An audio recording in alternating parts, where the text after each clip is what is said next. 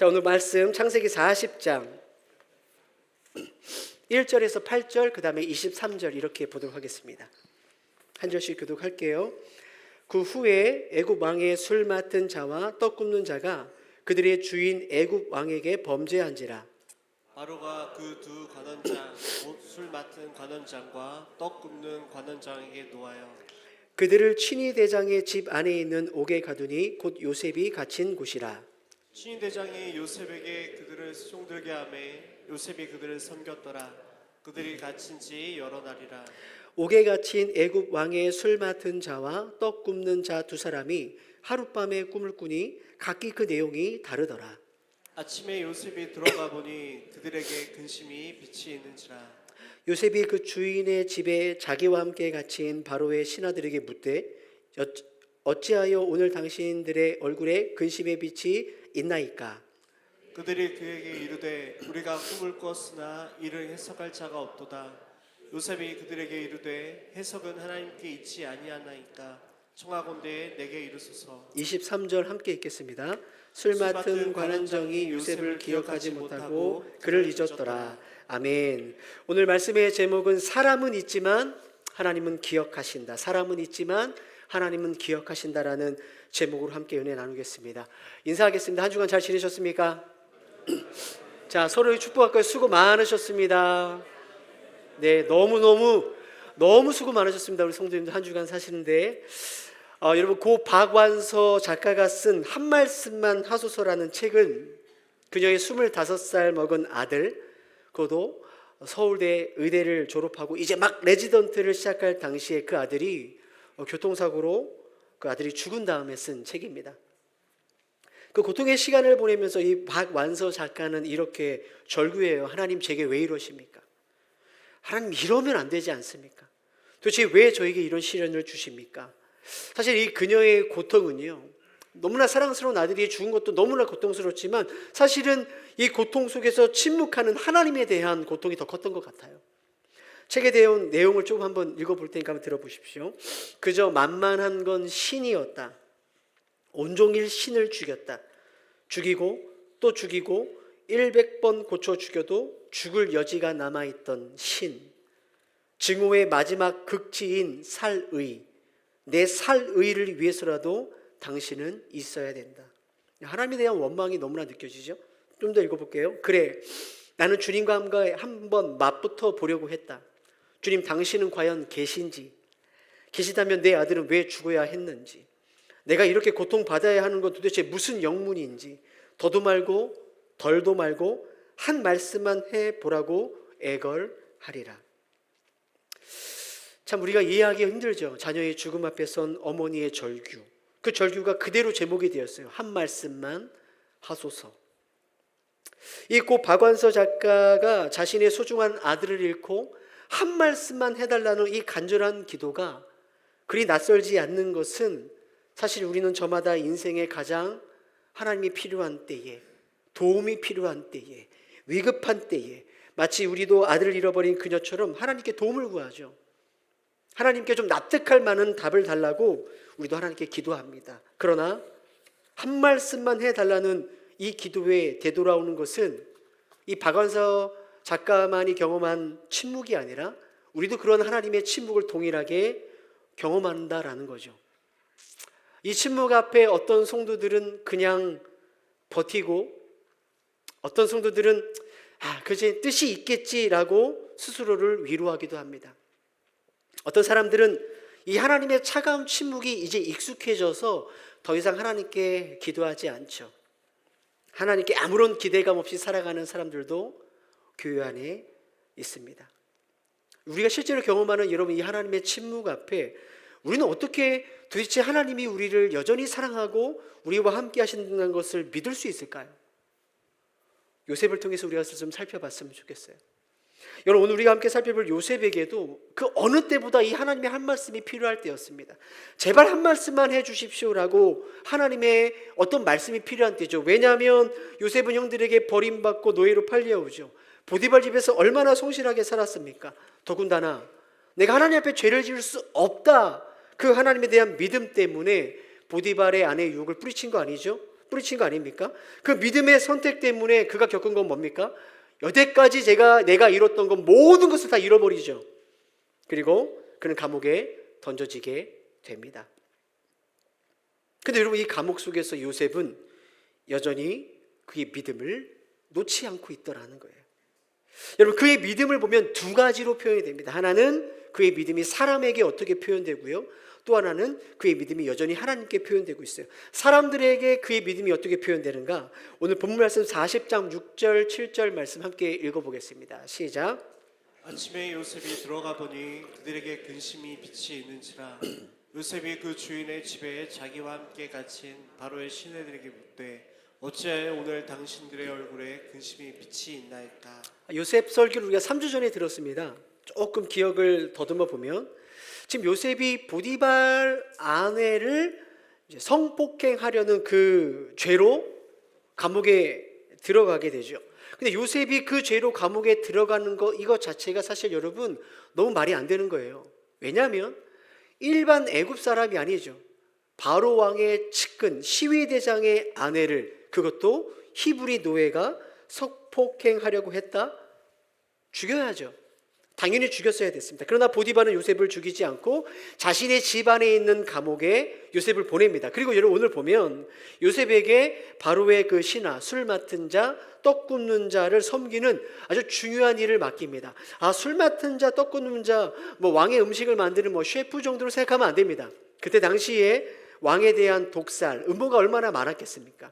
따라서 왕의 음식을 관장하는 신하는 왕이 전폭적으로 신뢰하는 왕의 측근이었어요. 아주 높은 직위를 갖고 있는 사람들이었다라는 거죠. 바로 그러한 사람들을 수종두는 일을 보디발이 누구에게요? 요셉에게 맡겼다라는 거예요. 많은 성경학자들은 그래서 어떻게 해석을 하느냐? 사실 보디발은 처음부터 자기 아내의 말을 믿지 않았다라는 거죠. 믿지 않았어요. 그래서 그 아내의 말을 믿기보다는 요셉을 신뢰했다라는 거죠. 단지 보디발이 어떤 포지션이 있잖아요. 체면상, 그 위치상, 어쩌면 아내를 좀 지키고자 하는, 가정의 평화를 지키고자 하는, 어쩔 수 없이 요셉을 감옥에 보냈지만 사실은 여전히 보디발은 요셉을 신뢰했다는 거죠. 그게 오늘 말씀을 통해서 잘 나타나는 거예요. 그 중요한 신하들을 섬기는 것을 요셉에게 맡긴 거죠. 그런데 여러분, 어느 날 요셉이 그 두 관원을 보니까 얼굴이 어둡습니다. 근데 요셉은 그 얼굴을 어두운 것을 놓치지 않고 어째서 근심이 있습니까? 라고 묻죠. 여기서 바로 우리는 요셉이 갖고 있는 믿음이 사람들에게 어떻게 표현되고 있는가를 알 수 있어요. 한번 따라해 볼까요? 고통 가운데서도 사람들을 섬겼습니다. 그것이 바로 요셉의 믿음이었다는 거죠. 성도님들, 한번 생각해 보시겠습니까? 감옥에 있는 사람이 근심이 있는 건 당연한 거죠. 감옥에 있는 사람이 근심빛이 있어야지 하하호호 웃음이, 이게 정말 심각한 거 아닙니까? 그러니까 감옥에 있는 사람이 근심이 있는 것은 당연한 건데 요셉은 그 당연한 두 관원의 근심의 얼굴을 그냥 지나치지 않았다는 거죠. 그죠? 관심을 갖는 거예요. 성도님, 우리가 인생을 살다 보면 정말 힘든 일을 경험하죠. 그 어려운 일을 통과하게 되면 우리의 시선이 당연히 우리 안에 쏠리게 되어 있어요. 우리 안에 갇히게 되어 있습니다. 나도 힘든데 내가 누구를 돌보겠습니까? 그죠? 내가 억울하고 내가 아픈데 누구를 위로하고 누구를 돌보겠어요? 그게 자연스러운 우리들의 마음이고 우리의 모습이라는 거예요. 근데 요셉을 보십시오. 여러분, 감옥에서 요셉만큼 힘든 사람이 누가 있을까요?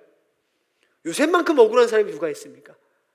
요셉만큼 얼굴이 낯빛이 어두워야 될 사람이 누가 있겠냐고요. 그런데 자기가 그렇게 억울하고 절망적인데 요셉은 여전히 자기의 상황에 함몰되고 있지 않죠. 자기 연민에 허옥되지 않습니다. 자신의 이웃을 돌보고 있다는 것입니다. 이것이 바로 감옥 안에 있는 요셉의 믿음이 사람들에게 어떻게 표현되는가를 너무나 잘 보여주고 있다는 거예요. 그렇다면 하나님에 대한 믿음은 어떻게 향하고 있는가? 자, 40장 8절 말씀 함께 읽어보겠습니다. 시작. 그들이 그에게 이르되 우리가 꿈을 꿨으나 이를 해석할 자가 없도다. 요셉이 그들에게 이르되 해석은 하나님께 있지 아니하니까 청하건대 내게 이르소서. 성도님들, 요셉이 17살 때 꿈을 꿨습니다. 하늘의 해와 달과 별이 나에게 절하는 꿈이죠. 자신이 높아지는 꿈이에요. 그런데 여러분, 요셉은 높아지기는커녕 낮아지죠. 사실 낮아지는 표현도 쓰기 어려울 만큼 그는 곤두박질 칩니다. 아버지의 품에서 구덩이로 곤두박질 치고요. 구덩이에서 노예로 곤두박질 치죠. 노예에서는 죄수의 옷을 입고 감옥으로 곤두박질 칩니다. 여러분, 이런 상황에서 요셉이 하나님의 꿈을 믿을 수 있을까요? 하나님의 약속을 믿을 수 있겠습니까? 내가 지금 이런 경험을 하고 있는데, 요셉의 말을 들어보십시오. 요셉이 그들에게 이르되 해석은 하나님께 있습니다라는 거예요. 해석은 하나님께 있습니다. 이 말이 무슨 뜻일까요? 하나님의 꿈 해몽 잘한다는 뜻일까요? 요셉이 지금 꿈 이야기를 하는 게 아닙니다. 해석은 하나님께 있습니다라는 이 말은 관원에게 말하는 거죠. 당신들의 삶은 하나님이 해석하십니다라는 거예요. 당신들의 인생의 답은 하나님께 있습니다라는 뜻입니다. 여러분, 요셉은 지금 여전히 하나님의 꿈을 신뢰하고 있어요. 여전히 요셉은 하나님의 약속과 그분의 말씀을 붙들고 있다는 거예요. 비록 자기는 감옥에 있지만, 내 꿈은 이루어지고 있지 않지만, 설명되지 않는 자신의 인생 앞에 요셉은 여전히 내 삶은 하나님이 해석하고 계시고 내 인생의 답은 누구에게요? 하나님께 있다라고 고백하고 있는 거예요. 사랑하는 성도님들, 우리는 매일매일 하나님의 약속의 말씀을 듣습니다. 매일매일 성경 읽기 하고 계시죠? 하고 계시지 않는 분들 하셔야 됩니다. 성경 읽기를 통해서 우리는 매일 약속의 말씀을 듣습니다. 그렇죠? 이 시간 우리 뭐 듣죠? 하나님의 약속의 말씀을 예배 가운데 우리는 듣고 있습니다. 여러분, 하나님의 약속의 말씀을 듣고 살아가면서도, 그런데 여러분, 우리는 다양한 종류의 인생의 어려움을 경험한다라는 거예요. 요셉이 경험한 것처럼 요셉은 꿈을 꿨어요. 그러나 요셉이 꿈을 꿨지만 그가 구덩이에 떨어지고 감옥에 떨어지는 것처럼 하나님의 약속의 말씀을 듣지만 우리도 그와 같은 일들을 경험할 수 있습니다. 그때 우리는 어떤 생각이 들까요? 하나님 나에게 주신 그 약속이 과연 맞냐? 하나님 나에게 주신 그 말씀이 과연 맞냐? 이런 생각 드는 거죠. 여러분, 살아가다 보니까 도저히 해석되지 않는 인생의 순간을 만나게 됩니다. 잘 모르겠습니다. 하나님 안에서도 답을 찾지 못할 때가 있습니다. 하나님 나에게 말씀은 하시는데, 나에게 약속하시는데 그 상황이 뭐냐는 거예요. 해석되지 않는 내 인생이 뭐냐, 도대체 그 말씀이 나에게 적용되느냐라는 것을 우리가 의심할 때가 있죠. 하나님이 함께 하신다고 하는데, 늘 나를 사랑하신다고 하는데, 그런데 여러분, 그분 안에서 인생의 답을 찾을 수 있다, 그 말을 듣지만 우리는 요셉처럼 해석이 하나님께 있습니다라고 말 못할 때가 너무 많이 있어요. 살아가다 보니까. 교회 안에서는 어쩐지 모르겠지만, 교회 안에서는 하나님이 내 인생을 해석하시죠, 하나님이 답이죠 라고 말하고 들을 수 있는지 모르겠지만, 실제로 우리가 이 세상을 살아갈 때 우리의 인생을 해석하는 방법은 그래서 따로 있는 거예요. 내 인생을 해석하고, 내 자녀들을 해석하고, 내 노년을 해석하고, 직장생활과 사업을 해석하는 길이 따로 있는 겁니다. 우리는 해석이 하나님께 있다라고 말하지 못합니다. 이것이 오늘 우리들의 믿음의 현 주소인 거죠.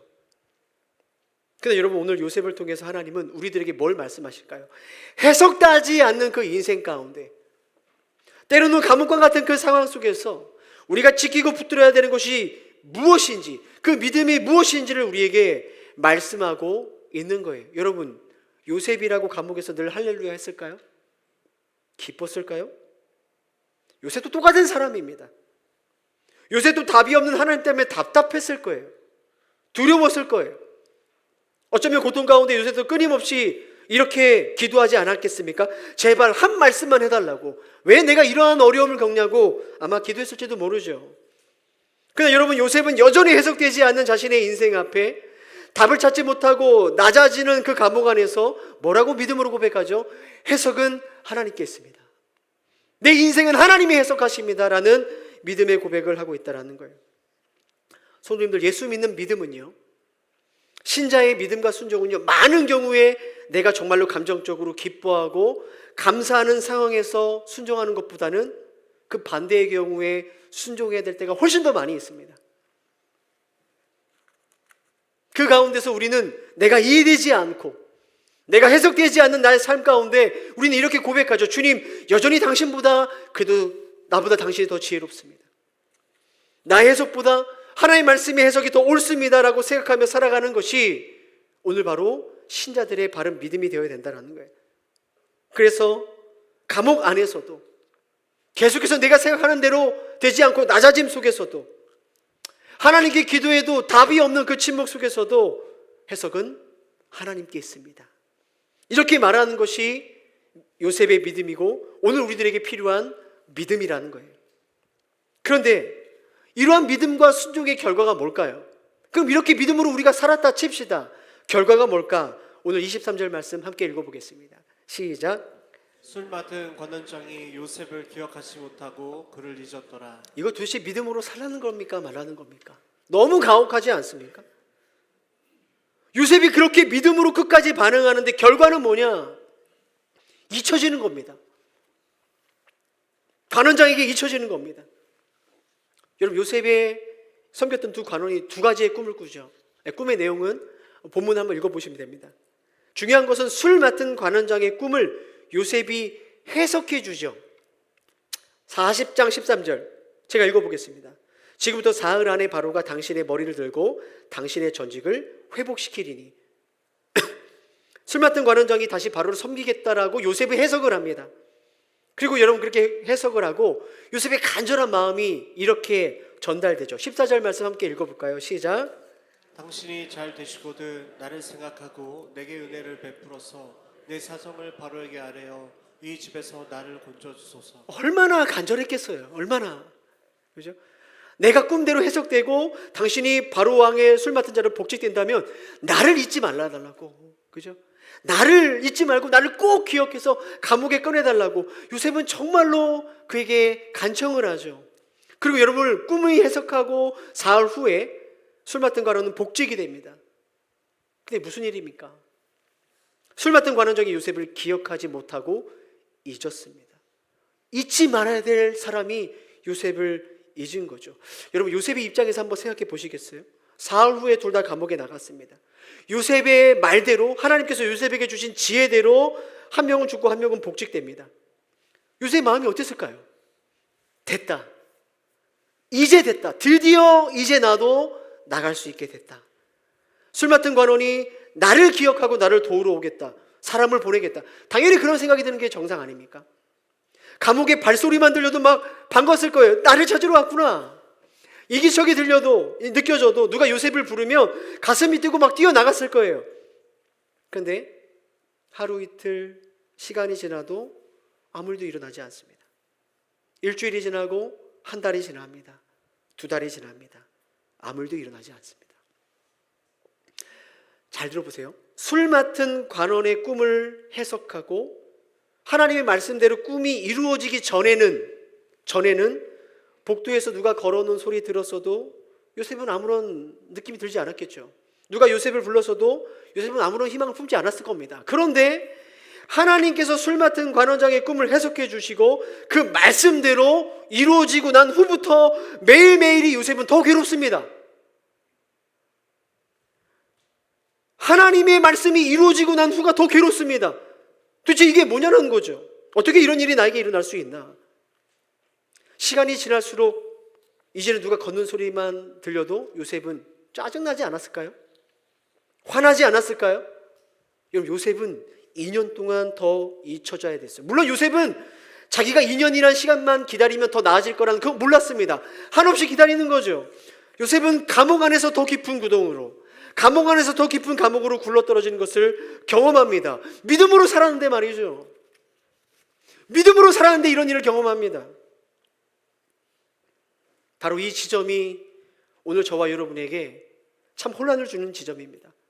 우리가 믿음으로 살고자 할 때 우리에게 기운을 빠게 하는 지점이 이 지점이죠. 우리로 하여금 하나님에 대한 기대감을 없게 하는, 내가 과연 믿음으로 살아도 되는지 의심하게 만드는 지점이 바로 여기입니다.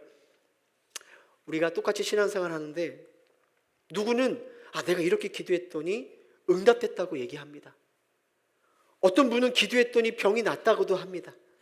누구는 내가 하나님께 믿음으로 순종했더니 자녀가 잘 됐다고 합니다. 하나님께서 사업의 문을 활짝 열어주셨다고 이야기도 합니다. 마치 술 맡은 관원처럼 사흘 만에 하나님의 말씀대로 약속대로 복직되는 것처럼 어떤 사람들은 하나님의 말씀대로 잃어버린 것을 찾고 회복하고 채워짐을 경험한다고 합니다. 하나님의 약속이 이루어지는 거죠. 근데 왜 이상하게 나는 늘 왜 예외인 것처럼 보입니까? 왜 나는 예외이죠? 왜 나는 여전히 감옥이죠? 저 사람 자녀는 좋아졌대는데 왜 내 자녀는 그대로입니까? 저 사람은 믿음으로 기도해서 가정이 회복됐다는데 왜 나는 더 어렵습니까? 왜 나 사업은 이렇죠? 왜 직장에서는 여전히 힘듭니까? 복직되고 회복됐다는데 왜 저는 여전히 그 자리입니까? 그죠? 나도 약속을 믿잖아요. 나도 약속을 믿거든요. 말씀을 받았거든요. 나도 믿음으로 기도하는데 왜 나는 여전히 감옥 안에 있고 정작 내 주위에 술 맡은 관원장은 하나님께서 복 주셨다, 회복해 주셨다, 응답받았다라고 말을 하는 겁니까? 여러분, 이럴 때 정말로 믿음으로 살고 싶지 않습니다. 살고 싶은 마음이 없어집니다. 기도하세요. 잘 될 겁니다. 정말 듣기 싫습니다. 믿음으로 결단하세요. 하나님 책임지십니다. 너무 짜증이 나죠. 딴 사람은 어떤지 모르겠지만 나는 그걸 모르기 때문에 그렇습니다. 요셉이 그러지 않았을까요? 야, 너는 그렇게 하나님이 복지시켰는지 모르겠지만 나는 아는 거죠. 나는 여전히 감옥입니다. 하나님의 약속과 말씀이 왜 술 관원장한테 이루어지는데 왜 나에게는 이루어지지 않을까요? 오히려 요셉은 관원장에게 잊혀집니다. 술 맡은 관원장은 요셉을 잊으면 안 되죠. 절대로 그러면 안 됩니다. 그런데 잊어버리는 일들이 일어납니다. 여러분이 요셉이라면 술 맡은 관원장이 나를 잊었어. 어떻게 나를 잊었어? 이것으로 끝날까요? 아니죠. 하나님 어떻게 나한테 이럴 수가 있죠? 하나님이 나를 잊으신 겁니다. 관원장이 잊은 게 아니라 당신이 잊은 거예요. 당신이 나를 버린 겁니다. 우리는 이렇게 반응할 겁니다. 저도 그렇게 반응할 겁니다. 성도님들, 인생을 살아보셨잖아요. 사람은 있습니다. 나를 절대로 잊어서는 안 되는 그 사람이 나를 잊습니다. 저 사람은 그렇게 하면 안 되지. 딴 사람은 몰라도 저 사람은 그렇게 하면 안 되지. 네, 근데 그 사람이 있습니다. 당연히 기억해야 되는 부모와 자녀가 서로를 있습니다. 형제 자매가 있습니다. 함께 기도하고 눈물을 흘렸던, 사랑을 주고받던 신앙의 동료들이 있습니다. 목사가 성도를 잊고 성도가 목사를 잊습니다. 그럴 때 우리는 뭘 경험하는지 아십니까? 하나님도 나를 잊었다라고 우리는 믿고 경험합니다. 사람도 있는데 하나님이라고 안 잊겠습니까? 나를 잊으시면 안 되는 그 하나님이 나를 잊은 겁니다. 하나님이 나를 잊은 겁니다. 우리가 인생을 살아갈 때 믿음으로 산다 할지라도 하나님이 나를 잊은 것 같은 그 일들을 경험하죠. 우리의 현실입니다. 여러분, 여기서 이 현실 가운데 우리는 어디서 희망을 발견할 수 있을까요? 어떻게 우리 여전히 믿음을 잃지 않고 살아갈 수 있을까요? 요셉이 그것을 보여줍니다. 창세기 40장 20절에서 22절 말씀 함께 읽어보겠습니다. 시작. 제3일은 바로의 생일이라 바로가 그의 모든 신하를 위하여 잔치를 베풀 때에 술 맡은 관원장과 떡 굽는 관원장에게 그의 신하들 중에 머리를 들게 하니라. 바로의 술 맡은 관원장은 전지 후 회복함에 그가 잔을 바로의 손에 받들어 드렸고 떡 굽는 관원장은 매달리니 요셉이 그들에게 해석함과 같이 되었으나. 해석함과 같이 되었다. 두 명의 관원이 꿈대로 하나님의 말씀대로 완벽하게 이루어지는 것을 요셉을 보게 되죠. 그죠? 하나님의 약속대로 그대로 됩니다. 그것을 보고 요셉은 너는 되는데 왜 나는 안 되냐 실망하는 게 아니라 이렇게 받아들인 거죠. 나는 아직 꿈대로 되고 있지 않지만 내 삶은 오히려 꿈과는 반대로 되고 있지만 언젠가도 내게 주신 꿈대로 하나님 나를 높여주실 거야. 이 믿음을 품게 되는 거예요. 요셉은 두 명의 관원을 해석하는 하나님을 보면서 그렇구나, 하나님이 반드시 내 인생도 해석하겠구나 믿음을 갖게 된 거죠. 감옥 안에서도 하나님이 내 삶의 답이 되신다, 이 믿음을 갖게 된 거예요. 구약학 교수였던 제임스 호프마이어가 이런 이야기를 해요. 이집트를 포함한 고대 근동에서 관직에 오르기 위해서는 최소한의 나이가 30세 이상이 되어야 된다라고 그의 책에서 기록하고 있습니다. 그래서 그런지 민수기에 보면 제사장의 나이가 30세 이상부터 50세 이하입니다. 이게 어떤 의미인지 아십니까? 요셉이 술 맡은 관원장을 만나서 꿈을 해석해 주죠. 나를 잊지 마세요. 나를 기억해 주세요. 그때 나이가 28살입니다. 여러분, 이때 만약에 술 관원장이 감옥에서 나가자마자 요셉을 기억했다면 어떻게 됐을까요? 바로에게 가서 말했겠죠. 아, 기가 막힌 놈이 있습니다. 근데 그 놈이 누명을 쓰고 감옥에 있더군요. 끌어내라. 요셉은 그 감옥에서 나왔을 겁니다. 술 관원장이 상을 줬겠죠. 예, 그 상을 갖고 기근이 오기까지 아마 9년은 요셉은 행복하게 애굽 땅에서 잘 살았을 겁니다. 기근이 오죠. 요셉은 죽는 겁니다. 야곱의 식구들은 죽는 겁니다. 애굽은 죽는 겁니다. 근데 여러분, 술 관원이 요셉을 잊고 나서 2년 후에, 우리 다음 주에 보겠지만 2년 후에 그때 바로가 꿈을 꾸죠. 그때 술 관원이 요셉을 기억하는 겁니다. 요셉은 30세가 돼서 바로에게 나갑니다. 그리고 총리가 되죠. 그리고 모두를 구원합니다. 여러분, 이것이 우리에게 무엇을 말할까요? 하나님은 이렇게 요셉에게 말해 주시는 거죠. 요셉아, 사람들은 널 잊었겠지만 난 널 잊지 않고 있었다. 술 관원장이 널 잊었겠지만 나는 널 잊지 않았다. 나는 지금도 너의 삶을 해석하는 중이었다. 나는 지금도 너의 삶의 인생의 답을 써 내려가는 중이었다. 여러분, 우리는 창세기 40장 마지막 절, 술 관원장이 요셉을 잊었다라는 이야기 들을 때 우리는 절망하지 않죠. 왜 절망하지 않습니까? 여러분, 왜 분노하지 않습니까? 우리는 41장 42장 이야기를 알고 있기 때문에 그렇죠. 요셉아, 아니야, 지금 너무 좋은 타이밍이야. 맞아, 거기 있는 게 맞아. 우리는 요셉의 잊혀진 이야기를 듣고 전혀 절망하지 않습니다. 왜냐하면 그 다음 이야기를 통해, 다음 창세기를 통해 요셉의 인생을 해석하기 때문이죠. 그렇게 우리 인생도 해석해야 됩니다. 우리의 삶도 그렇게 해석해야 됩니다.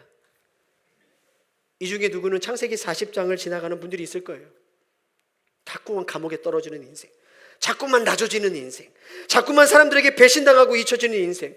그 40장 안에서만 여러분의 인생을 보면 절망적이죠. 거기서만 보면 내 인생은 잊혀지는 인생입니다.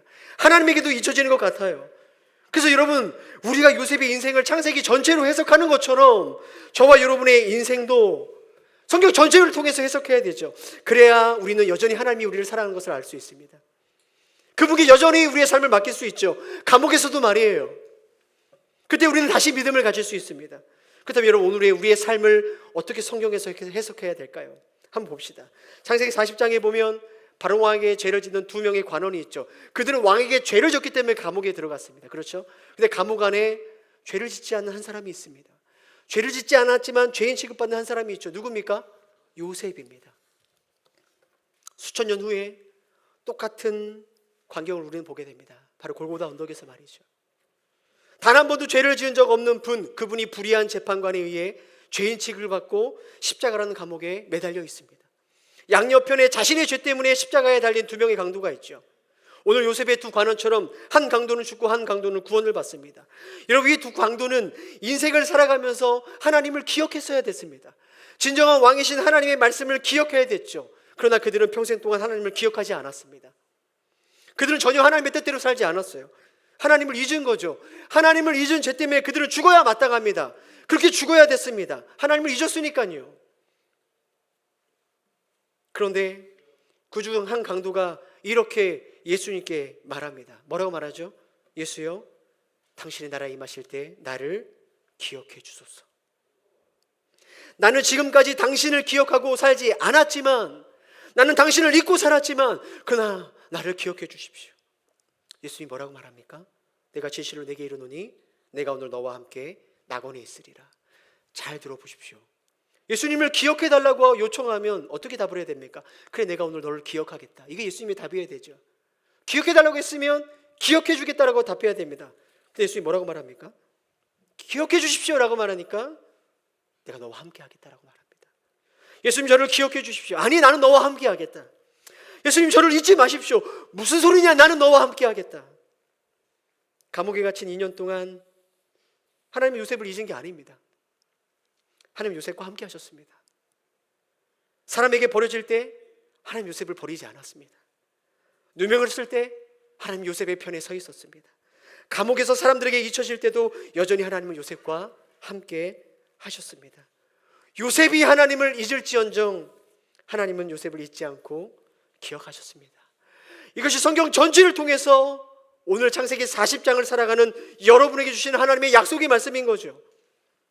인생의 감옥에서 억울하게 살아갈 때 한 말씀만 해달라고 그렇게 외치는 우리의 기도가 차가운 침묵처럼 다가올 때가 있죠. 있습니다. 사람들에게 잊혀지고 하나님이 나를 잊은 것 같은 삶을 살아가고 있을 때 하나님 오늘 우리에게 이렇게 말씀하시는 거예요. 나는 너와 함께하고 있다. 나는 너를 잊지 않고 있다. 하나님 제발 저를 기억해 주세요. 아니 나는 너와 함께하고 있다. 이사야 49장 15절 하나님 이렇게 말씀하시죠. 여인이 어찌 그 젖 먹는 자식을 잊겠으며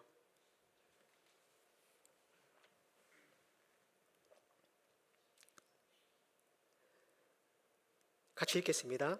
자기 태어서 난 아들을 긍휼히 여기지 않겠느냐. 그들은 혹시 잊을지라도 나는 너를 잊지 아니할 것이라. 하나님이 보이지 않는 시간이라고 해서 하나님이 여러분을 버리는 시간이 아닙니다. 우리가 느끼지 못한다고 해서 하나님이 함께 하시지 않는 게 아닙니다. 늘 잊는 쪽은 우리 쪽이지 하나님은 잊은 적이 없습니다. 늘 우리가 있습니다. 우리가 잊어도 하나님이 잊지 않으십니다. 사람이 여러분을 잊을 때가 있어요. 여러분의 상황이 환경이 세상이 여러분을 잊을 때가 있을 겁니다. 그러나 그때도 하나님 여러분을 기억하시고 여러분과 함께 하십니다. 이 약속을 우리에게 주시고 그 약속대로 우리와 함께 하시기 위해 죄가 없으신 우리 예수님은 십자가에서 하나님께 잊혀지셨습니다. 십자가에서 하나님은 예수님을 잊었습니다. 그를 버렸습니다. 저와 여러분을 잊지 않기 위해서 말이죠. 잊는다고요? 우리와 영원히 함께 하기 위해 주님은 하나님께 잊혀지셨습니다. 우리가 이 놀라운 복음의 소식을 안고 있습니다.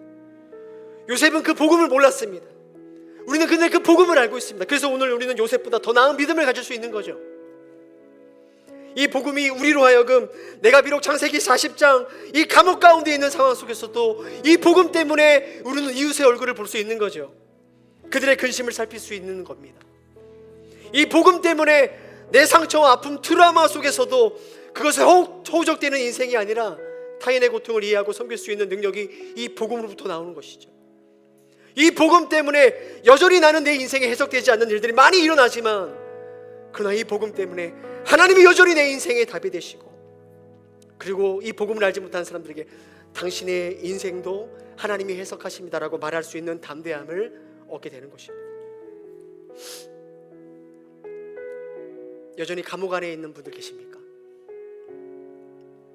여전히 사람에게 하나님에게 잊혀지고 있다라고 생각하는 분들이 있으십니까? 다시 십자가를 바라보십시오. 오늘도 나와 영원히 함께하기 위해 잊혀지신 예수님을 생각하십시오. 주님 오늘도 나를 기억하십니다. 나와 함께 하십니다. 여러분 용기를 가지십시오. 그 주님을 신뢰하십시오. 그 십자가 복음이 우리를 새롭게 하실 겁니다. 우리 함께 찬양하고 기도하겠습니다.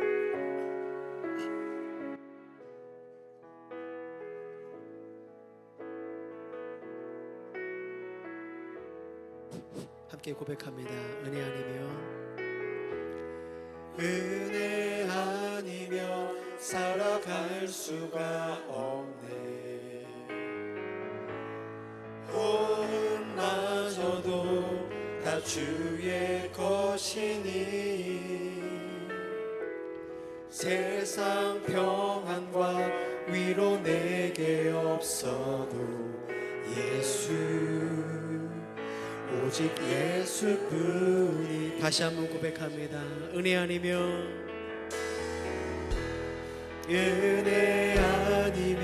살아갈 수가 없네. 호흡마저도 다 주의 것이니 세상 평안과 위로 내게 없어도 예수 오직 예수뿐이네. 그 신계획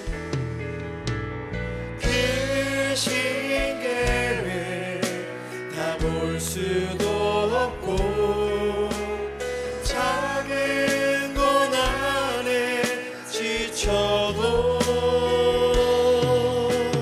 주께 묻기 나의 모든 삶 버티고 견디게 그 신계획 다 볼 수 없고 그 신계획 다 볼 수도